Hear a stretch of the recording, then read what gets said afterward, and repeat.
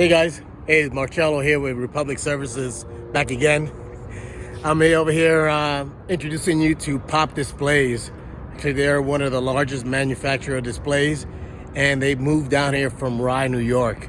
They just took ownership of a building which is LEED certified in East Point, Georgia. And actually a few days ago, they had the mayor of East Point visiting them and helping with the rib cutting.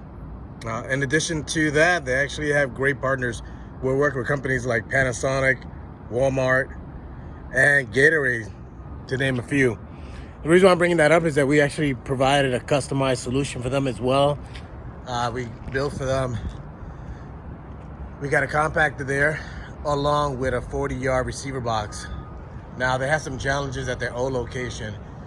They had a lot of downtime. Basically, they had a lot of folks hanging out by the compactor, loading the compactor, and we was able to work with them through our waste assessment, which is quite brief and unique to Republic Services, to provide a solution that's sustainable, and on top of that, it allows them to reduce their downtime, as I mentioned earlier.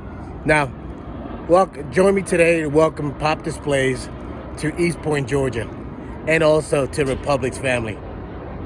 Welcome on board. Thanks, guys.